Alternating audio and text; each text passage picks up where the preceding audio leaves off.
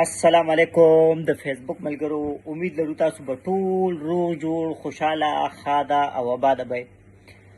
فیسبوک ملګرو راغی 2026 کال هم راغی. داسې به یو ورځ راځي هېڅ پته نه لګي چې چېرته 2000 یا 80 کال به راشي. 2018 به یې مونږ به نه یو، صفا خبره ده مونږ به نه یو. او د فیسبوک ملګرو غټه خبره دا ده او لنډه خبره دا ده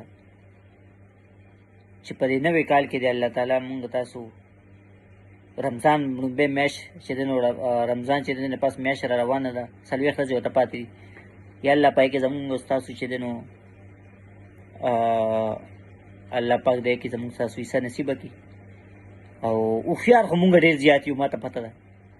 دا په وړو وړو خبرو جنګ جګړې، دوه ماشومان چې خپلو کې وجنګېږي، کور ته لاړ شي بابا زه ووالمه، بل لاړ شي کور ته بابا زه ووالمه، بس درس غره باباګان هم د کور نه بار روزي، یو بل سره ونښلي، پلاران یې ونښلي یو بل سره. هوښیار مونږ ډېر زیات یو. جنګ جګړې چې دی نو یا الله زموږ ملک ډېر زیات روانې دي. زموږ په دې ملک کې اوبه خور په سر چې څومره جګړې کېږي دومره زموږ په دې ملک کې نور په څه شي په سر نه کېږي. چې چا پردی اوبه دي چې واړولې که نه او هغه در پسې راغی، اول خو لکه ته پردی اوبه اړی سره او چې هغه راشي نو خامخا غوسه به چې زما نمبر دی پټي را واړو. نو وړې وړې خبرې دي، دې ته ډېر زیات چې دی نو مونږ کې صبر نشته، صبر بلکل مونږ کې نشته. ټیک ټاک ملګرو، د فیسبوک ملګرو، زمونږ خاص کر زمونږ پر پښتنو کې بلکل صبر نشته. یا الله زمونږ په وړونو کې صبر پیدا کړي.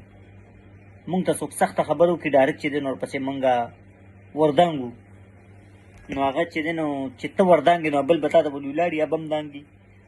نو بس دواړه چې ګرم شي نو بس خامخا ټوپک او تماچه خو مونږ سره آلریډي په کورونو کې وي.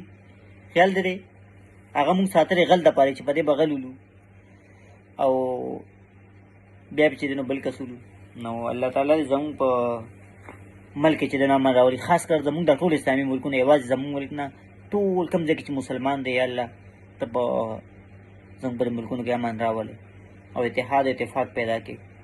او الله تعالی دې زمونږ دا کوم وړوکي کول دي، وړوکي ماشومان دي، د دې د والدینو ته چې دی نو دومره طاقت ورکړي چې دوی په خپلو ماشومانو باندې سبق وایي، د مدرسې سبق، د سکول سبق، او د دې چې کوم د تربیت دا په ښه شان سره وکړي.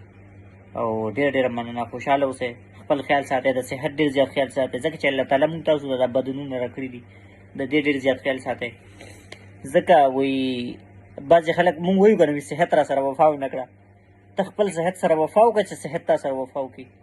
نو ډېر ډېره مننه، عزتمند اوسئ. څه غلطي شوي بښنه غواړو. الله مو راته ښاد او باد لره. سلامونه.